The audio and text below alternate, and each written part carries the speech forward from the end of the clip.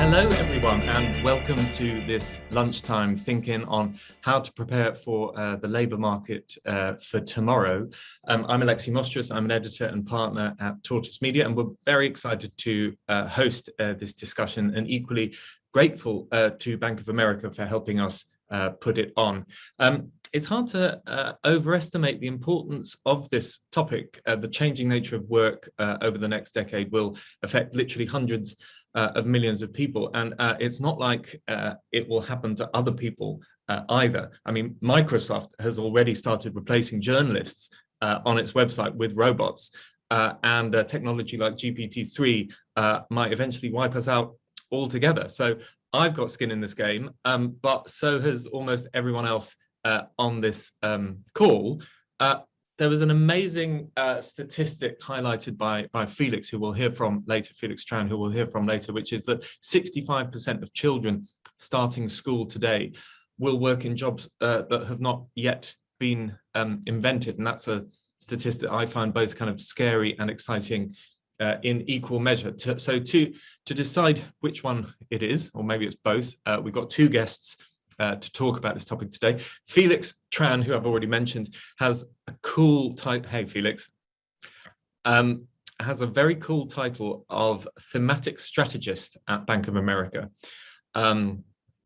It sounds like a great job. And he's just written a report called, or co-written a report called Robo Sapiens, which looks at the future of work over the next 10 years and beyond. And then we've got possibly the world expert, I think, in the future of work and what kind of forces are going to shape how we work in the coming decades. Lynda Gratton, Professor of Management Practice at the London Business School and author of, I think, 10 books, something like that, on the subject.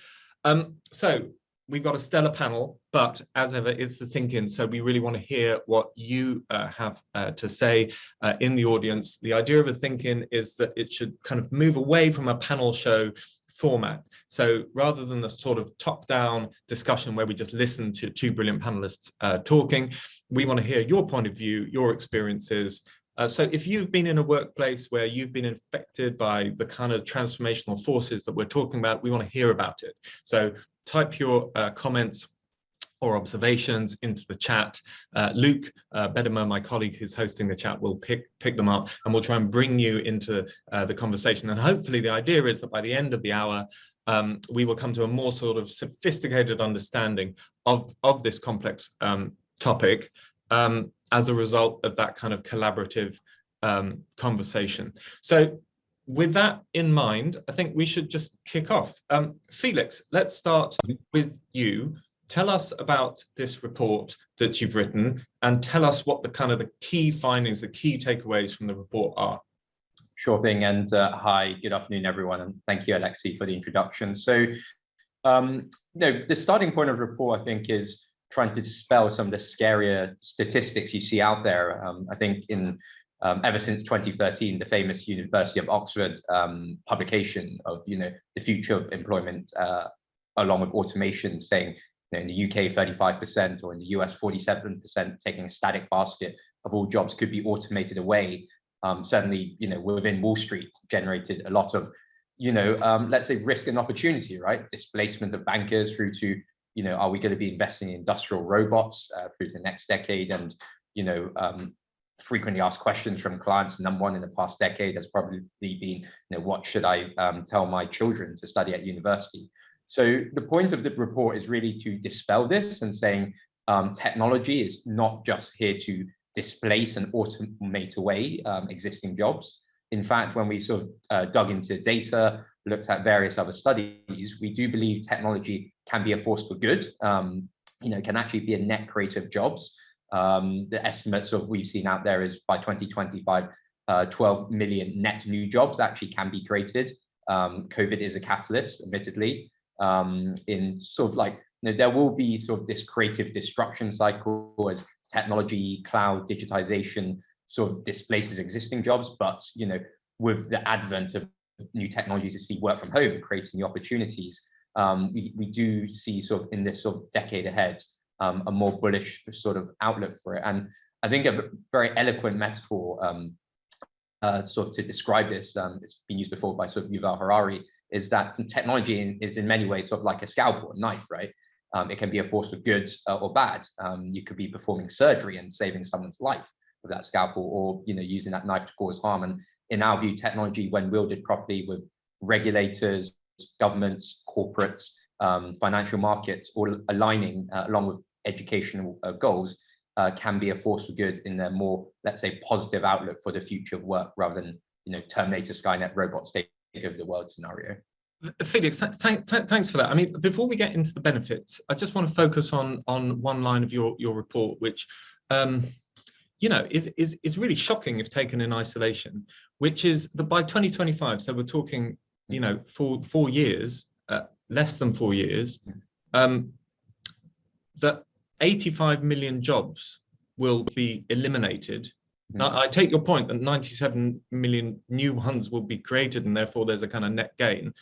But 85 million jobs will be eliminated by automation, by robots. Can you just tell us, A, whether anything like that has happened before, and B, what kind of jobs we're talking about, which by, in 4 years' time, we're not talking 10, 20 years' time, in 4 years' time, we won't see anymore?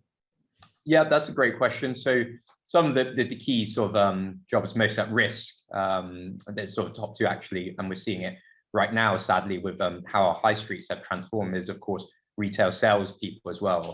The statistic from the OECD and the Oxford paper is around 90% as well. Fast food preparers of preparation kiosk servers around sort of 80%. We've seen that, for example, if you go to a local McDonald's, how they've introduced more kiosks over the past few years to automate away these jobs. That's not to say they're going to zero, but clearly these are the jobs most at risk at disruption. And for historical precedents, actually as well, we've seen this sort of wave come through. One of them obviously is efficiency gains, right? You think back 100 years ago, one of the big cycles we've seen is thinking back sort of horse carriage drivers. When the Ford Model T was introduced, that was rapidly displaced as people switched away from going around in horse carts and riding horses through to the automobile. Similar with farmers as well. We haven't eliminated all the farmers out there, got more efficient with ag machinery, precision agriculture. So it goes through these waves of creative disruption and replenishment of new job creation. And admittedly, I think, as you alluded to, Alexi, it's a painful cycle. It's not great for anyone to be losing their job, having it displaced. That's why I'm sure Lynda will touch on this later, and I certainly will, on retraining, education, and sort of linking that all together is going to be so key for the future of work. But to say we have been here before would be a correct statement. It is more difficult this time, I think. AI, the technology is more sophisticated. You need to redouble the efforts to retrain the workers who are displaced. But it's not something that's insurmountable, I think, if the correct amount of capital and stakeholders direct attention to this to nip in the bud. And have you done any work or any research to determine, out of those 85 million jobs which will be lost in the next sort of 4 years, how many of those employees will transfer over to the 97 million jobs which will be gained? Yeah, that's a great question. So the study didn't look at that exactly per se, but sort of in a related study, actually, what they did see is stretched out the horizon a bit more. By 2030, actually, is around 100 million people, because of COVID, across 8 OECD countries, need to switch occupations out there. And you've even got this larger statistic where it's not switching per se, it's about 1 billion people need to reskill or upskill as well by 2030. But I think certainly that is a very, very good question. I didn't see anything in the study to highlight that. What I would say, actually, on the point of overlap, is it is possible. Again, using historical precedents, I don't think it's going to be a big wave of, say, like all of these jobs that get displaced in retail, bricks and mortar, fast food preparation, suddenly that they all shift to become bankers, or in fintech, right? I'm not saying that. I think you can have sort of what I call intersector movement of this. And to give you a historical precedence is, when the ATM was introduced in banking in 1970, everyone thought, like, there'll be no bank tellers, everyone will be going to shops and working department stores. But lo and behold, actually, the number of workers of bankers working in retail branches actually doubled, because what the ATM did was it made it cheaper to open retail branches. Retail, like myself here at Bank of America, expanded their retail branches cheaper, they opened up more, and if anything, it's upskilled them, right? It did sort of displace a job that you would cash in your check, someone would stamp it. It moved workers into higher skilled jobs like relationship management, financial advisory, in this side of things. And similarly, I think in food preparation, it moves to more, let's say, personalized menu creation. We talked about that 65% stat. A future job could be 3D food printer chef and designing the recipe. In retail and bricks and mortar, more people could be moving to e-commerce, designing websites, cultivating personalized shopping experiences. So there are opportunities always to this transitionary risk of displacement of jobs, in my view. Thank you so much, Felix. Well, we'll come back specifically to the opportunities and to the sectors that will be more transformed than others. But I just wanted to kind of throw this over to Lynda, who has been studying and at the forefront of this subject, the future of work, for kind of 30 years now. So when I read Felix's report and I read some of the statistics around automation, it struck me as a kind of layperson that what you're really talking about is a massive tipping point. And, 97 million new jobs created by 2025 and 85 million jobs lost by 2025. Maybe that's happened before, but I wouldn't be aware of it. In your experience over 30 years, are we now talking about a real acceleration in the sort of changes that we're seeing to the labour market compared to, say, 10 years ago, 20 years ago? Well, I think in terms of most of the job change that you're describing comes through technology investments that companies are doing. And certainly they are increasing their technological investments. By the way, we haven't spoken about COVID yet, but COVID has massively accelerated both automation of jobs, because if you can't get farm workers, then you try and push towards automation. And also as salaries go up, we know that countries, I'm very familiar with Japan, like Japan, who have very high salaries. That's the reason why it's one of the world's major places of robotics, because of that. So I think that's always been there. The Oxford report was not helpful in one way, because it used the unit of analysis was a job. And what we know now, which really Felix has talked about when he talked about cashiers, is the unit of analysis is a task. So the job still stays. It might even be, there's only one job, by the way, that's come completely off the US registry of jobs. Does anybody know what that is? I'm giving you a clue here. I think I know, Lynda, but I'll let the audience. Felix, this is your job. Don't jump in. Indeed. Okay. It's the person who pushes the elevator button. That's the only job that's actually disappeared. So there's a lot. Lynda, what do you mean by that? I don't quite get. The US has an inventory of jobs.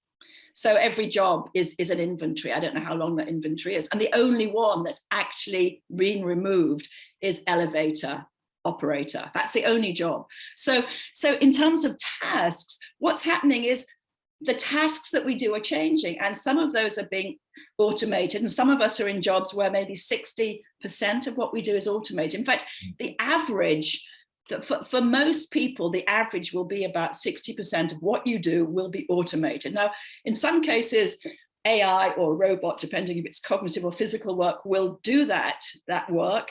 And in some cases, you'll be augmenting it. So it will actually, so I've just finished writing my next HBR article, which features IBM. And they have, extraordinary chatbots that work with managers to help them, think about salaries, think about performance and so on. And they basically are assimilating data and allowing people to do that job better. So, But what this requires, and Felix has talked about it, and I can see lots of you in the chat are saying it as well, is it's a massive, massive upskilling, i.e. the cashier job, or reskilling, i.e. doing a completely different job. And, what I would want to say on that is that there are three groups responsible for that. One is government, and you can see in some countries, as you said earlier, governments play a much more active part in upskilling and reskilling, Singapore, Denmark being examples of that. The second is companies themselves, and you showed the list of where 80% companies are investing. You saw at the beginning that Danish companies tend to have higher levels of investment in their employees than Japanese companies, for example. And the third is the individual themselves. But for the individual, for you or me to decide to upskill or reskill, I need to be sure that what I'm upskilling for is actually not itself going to be automated. So that's why one of the roles of government is to demonstrate, to flag to citizens where they think the new jobs are going to be and how they make that transition. And some governments do it well, some don't do it at all. So it's that combination of three things that we need. That's the system that creates a more agile, flexible labor market. And let's if you don't mind, just let's dig into that a little bit in terms of the 60% of jobs are going to be automated. When you said that to me, that struck me. No, I didn't say that, actually. That's you. I didn't say that. So can you just clarify what you meant by that? What I said is, for the majority of us, we should assume that 60% of the tasks that we do, not our jobs, this is where the Oxford data was so misleading, is that it looked at I can see everyone nodding here who knows the Oxford data, the level of analysis, the unit of analysis was the job. But, Alexi, if you think about all the jobs, the parts of the job you do, there's probably, I don't know, maybe 30 tasks that you do. Some of those are going to be automated. So, one of the questions you might ask me is, Lynda, you've been at this for 30 years. What did you tell your kids? Well, one of my children is training to be a radiologist. And you'd have to say, are you mad? Radiology? Actually, it's one of the top medical jobs to do right now. Why? Because one of the things we haven't factored in yet is changes with consumer preferences. And I think Felix mentioned that earlier. So we all want to be healthier. We all want to have MRI scans. So the market is growing enormously, and radiologists are desperate for augmentation and AI so that they can do the complex bit with the patient, talking about what the options are and so on. So that's why and the Oxford report was very important. It was really important. And the two guys who wrote it are amazing. But I think what that did is it triggered up what's now become a much more sophisticated conversation about the nature of technology and work. But I didn't phrase my question properly, but I suppose my response to that 60% figure was to ask myself, but actually, are we talking about as big a disruption as Felix is suggesting? Are we talking about the elimination of millions of jobs and the creation on the other side of millions of others? Or actually, are we just talking about a shift in the very nature of what you do without actually going so far as to lose the job itself? Yeah, well, I have to make a call on this one with the last couple of books I've written, and I also co-chair the World Economic Forum Council on jobs. And the conclusion we've come to, and do please have a look at the WEF report on this, because that's an annual report we do on what's happening with the labour market, is we talk about transition. So it's, as I said, there was only one job that's actually disappeared. And I also feel, and I speak as a psychologist now, that fear isn't a motivator for most people. People don't get motivated because they think, oh my God, my job's going to go. So what I've done in terms of my narrative when I talk to whomever I'm speaking to is I would use upskilling and reskilling. And that's a positive story that people feel isn't something that's going to happen to them. It's something that they can actively participate in. But to do that, they need to understand what the new jobs are.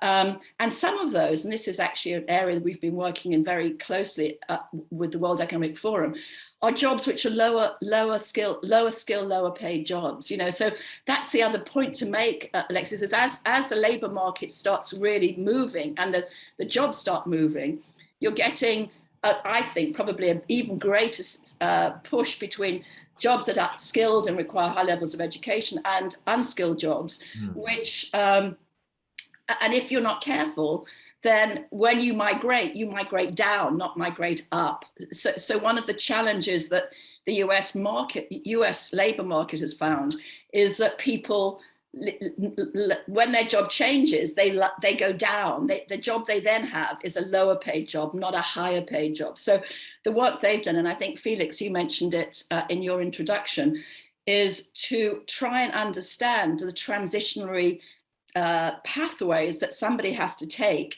to get from one sort of a job to a better paid job. That's really what you want to say to people. You want to say, if you get retrained, you'll have a higher paid job, because that's a big motivator. But to do that, you need to know how to make those transitions. And we're going to come back to Felix in a second. And I also want to bring in, if I could, Anne Spackman, who's making a good point about the gap in skills in data and tech, and maybe also Jackie Hillary as well. But Lynda, I mean, from analysing, say, the past 10 years, which have been a period of transition as well as the next 10, what lessons can we learn from the last 10 years of labour market transformation? Have people migrated down, or have they been able to migrate up? Well, I think I can't really answer that. That's a very specific question, and it's a good question, actually. I need to look at the data. Maybe Felix knows the data better than I on that. But I think what we have learned is the focus has to be on upskilling and reskilling. And I differentiate those quite carefully. Upskilling is where I learn as a professor, for example, to use a new digital program. That would be upskilling. Reskilling would be that I change and do an entirely different job. And as Felix said earlier, you need to know what the transitional pathway is to get you into that new job. And the more that governments and corporations and can signal that to people, then the more important that becomes. But then we get into, well, I don't know if we're going to get into this today, but the whole horrible issue of education and certification, which is that, for example, in digital jobs, it's really important that you are certified to be able to make those transitions. So we have to make it as easy as possible and as motivating as possible for people to understand that lifelong learning is a reality for all of us. Thank you, Lynda. Felix, back to you for a second. What in your study, were you quite positive? Were you quite optimistic about how governments and companies were enabling people to A, upskill, and B, reskill? Yeah, that's a great question, Alexi. And building on what Lynda said there, I think we took a slightly balanced approach because, as you saw from one of the lead slides there, you've got the Scandi countries like Denmark out there investing 2% of GDP on retraining.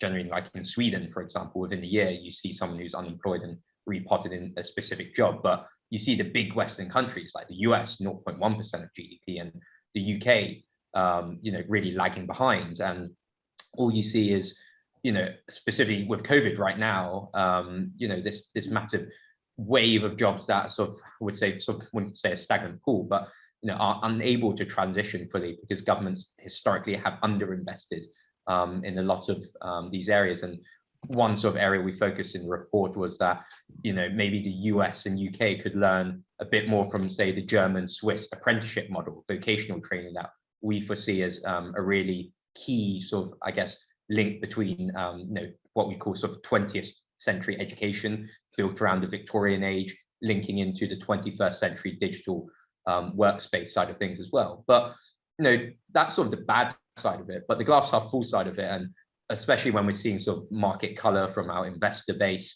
Wall Street as well, is the whole rise of sort of, I would say, ESG investing, being kicked off to another gear post-COVID.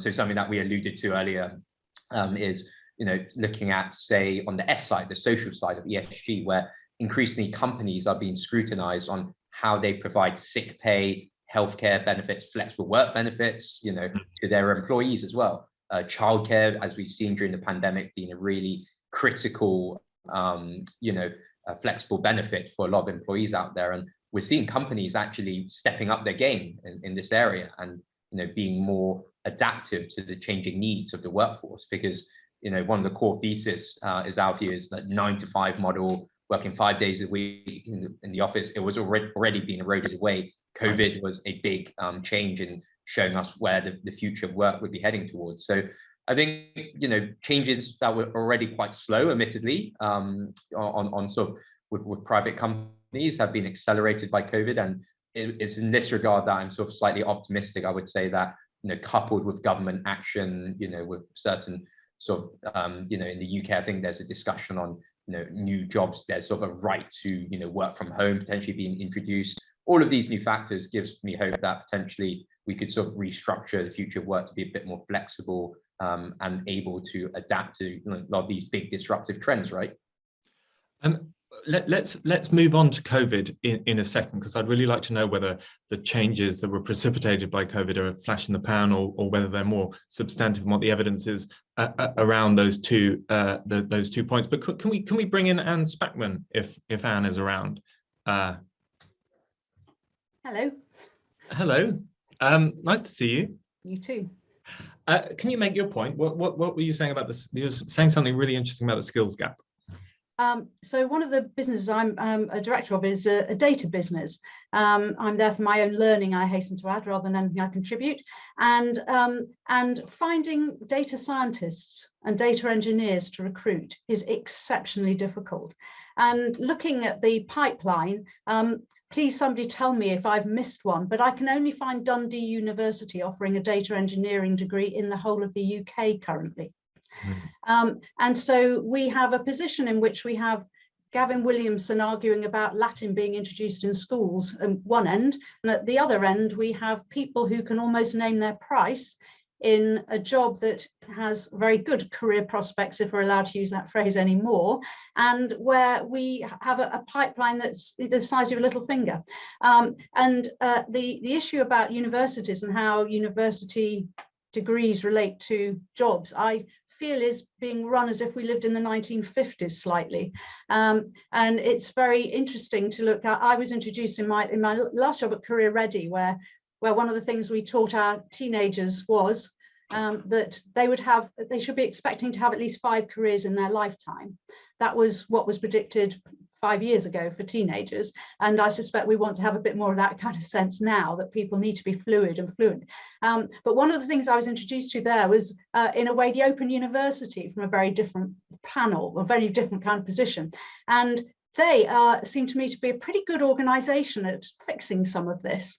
They were really, I mean, there are experts here I can see who will know much more than I do on it, but they were running MOOCs with really good community groups attached a long time ago, and they understand about part-time work and mature workers and people fixing real lives around their workplace, and they're an institution that already exists.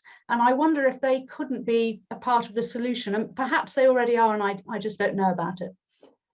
And do you think that the responsibility for upskilling or retooling or both lies in the university sector? How much can corporates do, and do you think, to close that gap? I think corporates are way ahead. Big corporates in particular are way ahead.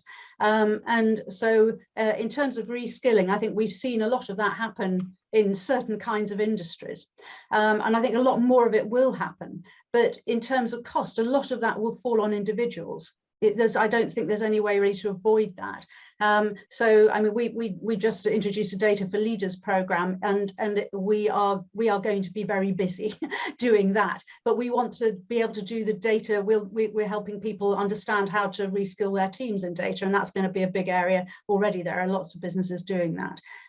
So I think a lot of this will fall on individuals. I don't think universities in general have been very good at thinking about reskilling. I don't think that's where they see themselves, because I don't think that teaching has been the strongest theme within universities. It's been research a lot of the time.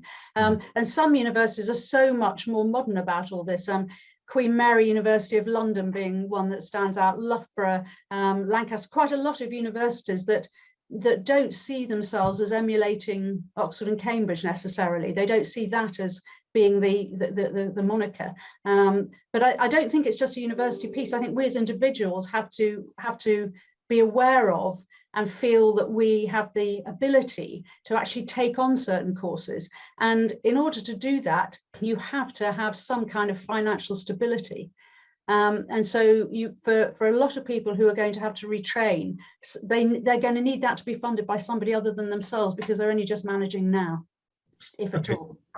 Great. Well, I want to throw that back to Lynda in a second, but the comments and the observations are really coming in the chat. So I want to, after we go to Lynda, to pick up with Sally, if we could, with Lisa G, and then with Alistair Pack, if he's around. But Lynda, can we just talk a little bit about the issues that Anne was raising? I mean, you mentioned right at the start of this conversation that in terms of upskilling and reskilling, you know, the government has a responsibility, companies have a responsibility, and individuals have a responsibility. Can you just talk a little bit about where you see governments and companies doing well, where you see them doing badly, maybe some examples of where it's working, where it's not working, and what you think needs to happen going forward? Yeah. Well, first of all, I just wanted to say thanks to Anne for some great comments and also amazing chat going on. It's a great conversation, thank you. And I'm with you about the OU, and I know a couple of other people said that.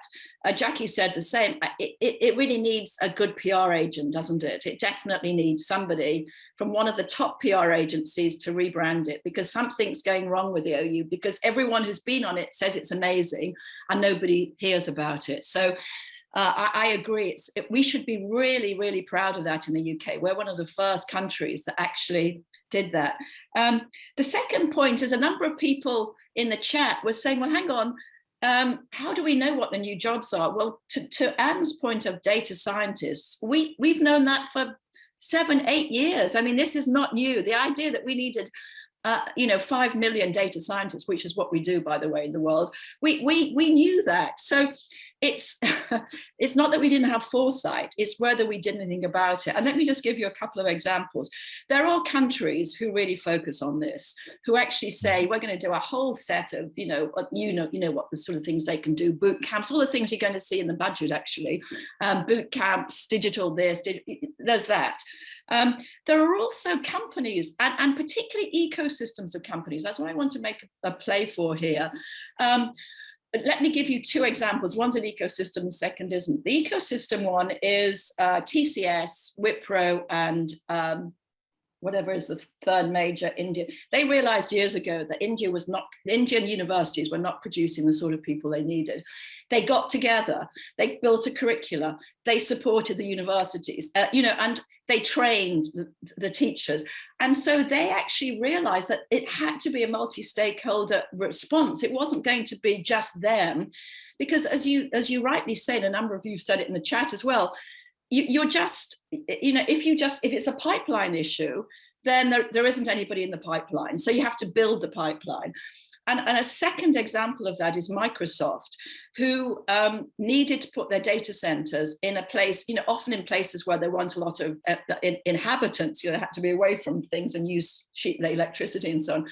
So what they've done in 5 of their data center locations around the world is to work with the whole community to build data scientist skills. They knew exactly the sort of data people they needed, to work with the schools, to work with the colleges, to give people scholarships. And what was interesting about this, and you find it as well in the Indian example, is they weren't building their pipeline.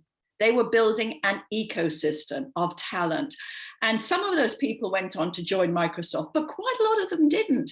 And that meant that suddenly you had a cluster. We haven't spoken about clusters yet, but many of you, I think, know how important clusters are. Suddenly you've got a cluster, which actually then begins to attract new businesses that want data scientists. And indeed, the data scientists then start their own businesses. So, we've got to think about this in a multi-stakeholder way, and there has to be a point of intervention. I mean, sometimes the point of intervention is the government, but we are where we are with government. So, I used to talk a lot about Singapore, and I go to Singapore quite a bit. And in fact, that was the last place I was before COVID. And they said to me, Lynda, can you stop talking about us? Because honestly, nowhere else is like Singapore. So what's the point? And you sort of feel a bit like that with Denmark. It's, I don't know, is it 6 million people? I mean, so what? You're right, we're a huge industrial country with massive, massive inequality problems. So what else did I? Oh yes. So governments may or may not do something. You're going to see them throwing money at this just next tomorrow. I don't know how that will go. Companies certainly can step up and should. And I think you're right, Felix, that investors are now asking more about ESG. So we need to be sure that they do. And education certainly should be doing more. I mean, we've been useless at preparing people, but just to, this is my final point actually, just to say something about education. A number of you are saying, well, hang on, we don't do data scientists at university. I agree with, somebody made the point here, I can't remember, sorry, there's too much to look at, but one of you said, but actually you're preparing people to do those technical jobs. And I just want to say that, the point you made was, if you get taught data scientists at university, by the time you finish, it's already changed. So then you have to think about catalyst skills, which are, what are the skills that you need that then allow you to very quickly put your technical skills on top of it? And we know what those are. Those are what I call in my books these days, human skills. And those are things like cognitive ability, listening, empathy, building teams, and so on and so forth. That's what's absolutely crucial to be able to unlock technical skills. Okay, thank you. Let's bring in a couple of people from the chat. If Sally is around, I'm sorry, I don't have your surname, Sally, but are you around? Are you available to come on? If not, I will read out your point, because I think it was good. It was effectively saying that governments weren't ahead of the game on predicting where the new jobs were going to be, and reskilling and upskilling accordingly. You only have to look at the shortages we're facing now. We should have been addressing these challenges years ago. Oh, for a crystal ball. What about Lisa G? Is she around? She is. I can see Lisa. Where is she? Oh, I saw her a minute ago. Hi, Lynda. How are you? Lisa, yeah. Hey, Lisa. Do you want to make your point rather than me badly paraphrasing it? I mean, I just wonder, one of my things that I do is do a lot of 18th century studies. And one of the things that strikes me is I wonder if actually there is some argument to say that we are at possibly towards the end of a very long blip, where people went into specific centres, to factories, to offices or whatever, to work. And if actually, rather than going into a kind of a completely new time, what we are actually seeing is the end of an incredibly long blip. What do you mean by that? Well, what I mean is that industrialization required specific time, required us to work in specific times, at specific times in specific places. Now, that's not to say that before that, when you were bringing in the harvest in the fields, you didn't have time constraints on your work. But what it did mean is that, your place of work was more mobile. You were more likely to be working in a kind of small workshop, artisanal workshop, if you were an artisan, possibly centered around your family, with your kids running around and doing half the work, and obviously mostly not surviving. But that's what I wonder. I wonder if what we're seeing is a return to something that is actually the human norm, from something that really isn't, but that we just all think of as normal because we are so conditioned by our experience not to sort of think outside of it. I think that's so interesting, and I want in a second to come to Maureen Carroll from Simpress, because I think that she is she looks after global talent acquisition, and I think she can explain how she sees this debate in quite an interesting way. But Lisa, just going back to your point, are you, I mean, as a personal view, are you quite optimistic if that is the transition that's taking place? I don't know. I'm a raging pessimist, so I don't know whether that would make me optimistic to say I think that's doing. I think you see, I've worked from home for 20 years. I can't do 9 to 5 work. My brain doesn't work like that. So working from home, working across lots of different things at different times suits me. So I would say for me, yeah, that would be brilliant. But I don't really feel I can generalize at all from my experience. So yeah, I can't answer your question, is what I'm waffling around saying. No, that was a good waffle. Can we come to Maureen, please? Because I think that Maureen, if she's around, has a really interesting view on working from home, which will segue quite nicely into COVID and the impacts of COVID on the future of work. And the reason why I think what you're going to talk about is so interesting is because I've always felt that working from home has been such a binary debate between working from the office or working from home. But as far as I understand it, you tool up your workforce to work from home in a kind of particularly effective or specific way. Do you mind just talking about that for a bit? Sure, absolutely. And I love what you said, Lisa, about it being a blip, because we as Cimpress and Vistaprint ended that blip pretty quickly as COVID hit us back in April when we were remote forced. We started surveying team members because we were very technology enabled already. We were able to quickly shift our working styles to be more digitally driven. And therefore, we were pulsing team members in August of 2020. We just made the decision that we would not return to work the way we had done it previously, and rather embrace a very remote first mindset, whereby, you know, your place of, you know, home base is where you work the most. We reopened our collaboration centers. You can work there as frequently or infrequently as you'd like. And, you know, we invested in massive change, whether that was our learning management system. So talking about a company that has, you know, spoken to some of the things that Lynda had mentioned around upskilling and reskilling.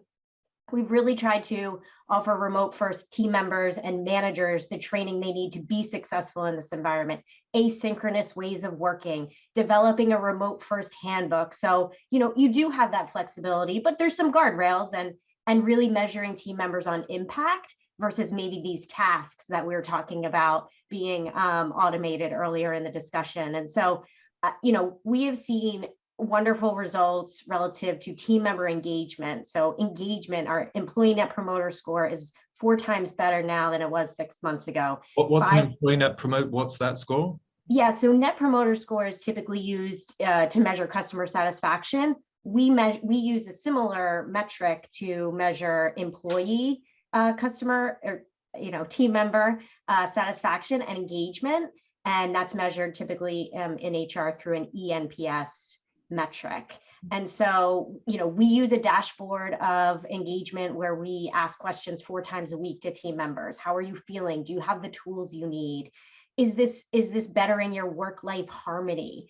And so kind of really talking about that future of work and what that flexibility gives someone. It gives them not only the chance to maybe take an online course, think about what is that next job they want to get to, and have access to working from home, learning from home, and, you know, working where they work best. I mean, Maureen, we could have a whole discussion, a whole hour or more on working from home and the kind of the advantages and disadvantages of it. But I mean, do you think that surveys that ask employees how they are feeling about working from home, the danger is that they fail to capture the kind of the long-term disadvantages of not being in a communal space? And if you accept that, then how do you mitigate that as a major employer? Sure. And so, I mean, I think the great thing is that we do have these community spaces, and we will convene and we will build relationships and take that and kind of go back and do your day-to-day work in the way you work best. But I think also, yes, we have the survey data, and some of the results of that data have really driven our blueprint and our roadmap long-term. Team members want more wellness days. We offered recharge Fridays in the summer, more synchronous days off. And so, yes, there is a chance that we do not capture the right data, but that's where also the thought leadership for our remote first working team, 8 team members globally, global onboarding teams, they're the ones thinking about, okay, we've we've hit this milestone. How do we think about what's next? How do we deliver team members, what they don't know yet that they may want or encounter in a future setting? Okay, thank you so much. I really like the idea of Recharge Fridays. Felix, let's come back to you and talk about COVID and the data and the evidence around whether or not COVID and the changes that result from COVID are a flash in the pan that in a years will be absorbed into the general kind of scheme of things, or whether they are actually a step change in the labour market and how it works and what it looks like. What do you think?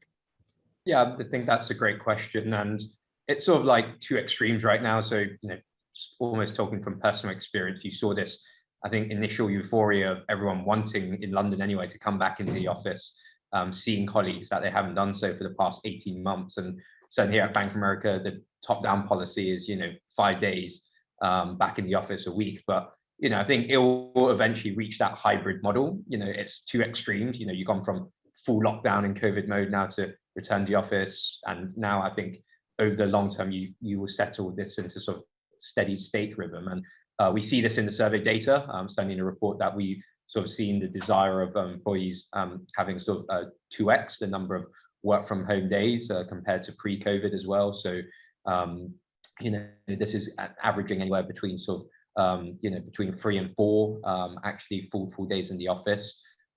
Where you pick that day actually is, I guess, amongst the real estate investors, for instance, is the key question, because I mean, certainly everyone might not want, certainly everyone might want to take a Recharge Friday, right? And does that as a ramification mean that all the prets in the City of London, all the lunch spots have to close down on Friday? How do you sort of balance, public transport, lot of like ancillary services you have to think about in sort of the longer term post-COVID as well. And maybe drawing back on, Lisa's earlier point as well, because I think one other key trend is what she was alluding to in my view as well, was this whole deurbanization thesis, right? Deindustrialization. And with the data we see is that certainly in developed markets, New York, London, on the continent in Europe as well, Paris, you already saw an existing trend of, this deurbanization because of the cost of living in city centers was so, high, and people were, migrating out and not necessarily working in city centers. But, in emerging markets, I certainly think that urbanization thesis will continue to that very extent. Those cities, Mumbai, Shanghai out there are, big drivers of economic growth in those respective countries. But say like the US already, you saw skyrocketing rental prices in New York and San Fran meant a lot of, younger Gen Z millennials, Americans were moving to second cities like Austin, Scottsdale, Arizona, and Phoenix. In London as well, you saw this underlying shift, leveling up. I think will accelerate the shift, moving more workers, up north towards Manchester. So things are balancing out. And then, the other topic maybe to throw it out there amongst the audience that, in the report we sort of explored post-COVID, and it sort of touches upon Lynda's earlier comment around that 60% figure is, the future of work also coincides with the future of leisure as well, right? In the future, I think we will, if we're more productive, robots automate more tasks, we'll have more time to spend on our hands, right? This is in the very long term. We'll probably have to go through, this potentially quite disruptive transitionary phase, as we've been talking about as a key theme. But just to, use an illustrative example historically, is that if you think back to, again, using, keep going back to Henry Ford's model, but if you think back to that period in time, workers worked really grueling hours, right? 3,000 hours a week, 6 to 7 or 6 days a week, 60 to 70 hours for 50 weeks full on. But what Henry Ford did, had the precedence to see this, was, he introduced, as it were, the weekend, and got his employees to work, no, let's just do 5 days a week, because he assumed with those 2 extra days, people will buy more cars, they'll travel more, they'll consume more, do other things other than just working all the time. We've seen, hours generally amongst developed markets fall down. Germany probably been the leader in this, and US lagging somewhat. But say, for example, the COVID, post-COVID, a 4-day working week becomes the norm. I think this has massive ramifications for the consumer and retail sector. Again, talking about new job creation that could be talked about. 4-day working week, we have the extra day to consume and pursue other leisures and hobbies. And in the longer term, it sort of aligns to where we're saying, it's not all doom and gloom. We might have more time in our hands, and this in itself might be sort of in the future a new job creator that we're sort of looking at in terms of new economic concepts. So this is sort of some key thoughts I would share with you in sort of a post-COVID world. That's so interesting. Okay, well, we'll come back to we'll end this discussion around specific sectors that will be more transformed than others. So I'll come back to you in a second, if that's okay, Felix. But can I bring in Alistair Pack into the discussion? Because sometimes these discussions can take place on a kind of high-level, abstract basis. But Alistair, you know someone who's directly affected by this, and I wonder if you could just explain that. I think you're on mute. Oh, there we go. I can unmute now. Yes, well, it's affected me as well. I'm a librarian, but I've just started doing an MSc in computer science because I can see which way this is going. But I've got a friend who's a data analyst in the NHS, and he has basically said that he expects his job to go because it'll be replaced by AI, or at least by someone who can program the R programming language. But then he's got this sort of secondary thought, which is what happens when AI is doing the programming anyway, and then he's not needed at all. So is your friend retraining, learning the R language? He's not at the moment. I don't think he's talking about doing it. He's been talking about it for about a year now, but he can sort of see the writing on the wall. That's really, I mean, it's really interesting on both of you, for both of your cases. Can you, in terms of your own individual experience, you at some point said to yourself, I need to retrain, or did someone, what was the kind of the catalyst that pushed you towards that? What triggered it? I don't know. I suppose I just read a lot of tech newsletters, and I can sort of see the way things are panning out. I thought, like at the moment, I'm doing some research into 5G for culture, leisure and tourism in the council, and the interesting sort of thing is the way that's going. They're saying, the skill sets aren't there for people to do the creative work that will involve computers that will be necessary in the future. So being sort of a novelist and creative myself, I thought if I can bring in that computing side as well, I'll have the whole skill set. So just to sort of future-proof my career, that's what I thought I would do. And how have you found the support from the local government, from central government, just apart from your own individual? I think they're just bewildered by it. They're just like, what are you doing? Yeah. Right. Okay. Well, can we come to Stephen Cook, please? Is Stephen around? I haven't given much time for the video team to find him, so it may take a few seconds. If not, we can go back to Lynda, and then maybe we can wait a couple of minutes for Stephen. Lynda, talk to us about COVID. Is it a flash in the pan, or is it going to lead to really substantial changes like a 4-day week, or somewhere in between? Well, first of all, a number of you in the chat have said, but hang on, only 46% of people actually have office jobs, and that's a really, really important point. When we talk about hybrid work, my son, who was in A&E for 2 years during COVID, certainly was not working from home. He was working in an A&E place. So quite a lot of jobs don't have any capacity to be flexible around place, and companies that employ both types of workforce. We advise Mars, for example, and Mars have both factory workers and office workers.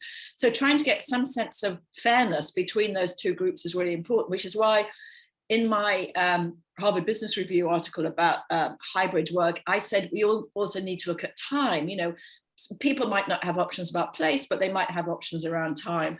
So that would be one thing. The second thing I'd say is, yeah, I think it's what you're seeing is a lot of variance, and I think that's coming back to your Ford, Felix. A way of thinking about that is that when you bought a car in those days, it could only be one car in one variety in one color, but now we're just suddenly getting a massive variety. So Bank of America has said you've already got to be back 5 days a week. By the way, Felix, that's not going to change, but just so that you know that you will be doing, once you're back for 5 days, That's it. Game over. Oh, really? No, hold on. Let's just pause there. Why do you think that? I think that once a company has decided they want everybody back now, it may be that they'll tweak a bit, but I don't think they will. And the investment banks in general, and I know, Felix, you're also retail, have got their people back. So that's true for Goldman, it's true for JP Morgan. But most of the other, if you look at the accounting firms or PwC, they've all come back for 2 or 3 days a week. It's really difficult. That's part of the reason why my advisory group is advising companies at the moment on that. It's incredibly difficult to run hybrid when half of them are there and half of them aren't. It takes a much higher level of management skills than we've ever had before. And of course, there's the virtual. I've written extensively about a company called Artemis Connection. I'm now an advisor to them. Actually, I'm so interested in them, who are completely virtual, have always been virtual. They all came out of McKinsey. They wanted a different way of working. They set up on the West Coast of the States, and they built a virtual company. So you can sort of go from being completely virtual to being completely in the office. And there's 2 questions that companies have to ask when they decide that. One is, what helps my people be most productive? Mm-hmm. And secondly, is this an attractive package? And so we work with one company in Canada who has exactly the same talent needs as Goldman Sachs have. But what they say is, you can work anywhere you want for three months a year. And they feel that gives, you see, look, you're already excited about that, Alexi. Where would you be living if, anyway, you know what I mean? 3 months a year, live anywhere. So actually, Felix, I'll tell you the name of them. So that they think that that's a really good deal. And it also shows that they want people here for the long term because they're prepared to invest and blah, blah, blah. So you're going to see a lot of diversity. And part of the job of my research team is to follow that diversity. So we're writing, in fact, we're doing a webinar tomorrow. In fact, just go to my LinkedIn and say that you'd like to come to the webinar if you want to. We're doing I think it's tomorrow, a whole webinar on where we are with hybrid. I've been running a hybrid webinar since March of 2020. Yeah, within about 10 days we started, and we've been doing it ever since. And it's a journey. I don't think everyone will go back to the office. No, I don't think they will. But they will in some companies. On this diversity point, do you think that we're seeing such a diverse range of responses to hybrid working because that's the right thing to do? In other words, that what works for one company might not work for another company? Or do you think it's actually because people haven't had a chance to collect the data that they need on it in order to say actually what the best option is? Yeah, I think it's a bit of both, actually. I mean, so for example, the company that I know that's completely virtual is a consulting practice, and they basically recruit people who want to be virtual. So if you're a raging extrovert and want to be in the office all day, don't join Artemis Connection. It's not going to work for you. So I think you've got to sort of think about the labor market, that there's something about the people themselves, and then there's the job itself. My job is basically I am a writer, so I'm very happy to sit here and write all day. So you have to sort of think about what it is you want people to do, and then you have to ask yourself, is this going to attract the sort of talent? What's happening with investment banking and in law at the moment, and you're probably all following this as I am, is that those starting salaries are going up every week. And that's a game that's being played. There's no winner on that one. So the winner is the one who comes up with a different way of attracting people, which isn't necessarily paying them 120,000 to join, as the top law firms are doing right now. Okay, thanks. I mean, we're almost out of time, but I just want to ask one more question each to Lynda and to Felix to round off this discussion. Lynda, I think Felix takes quite an optimistic position in terms of the opportunities that these changes over the next 5-10 years can bring. Where do you sit on that? And specifically in terms of whether or not these huge changes will widen the inequality gap, or could they close it? Are you optimistic or pessimistic?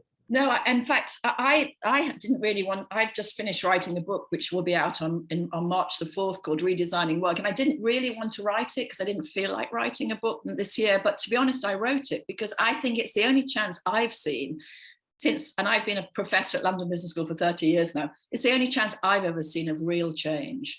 And so part of the reason I'm on speaking to you now, and I'm talking to people every, God knows how often, is because it's really important that we build a new narrative and we don't go back to how we were. That would be a massive, massive mistake, I think, just to slide back. We know that humans are very habitual.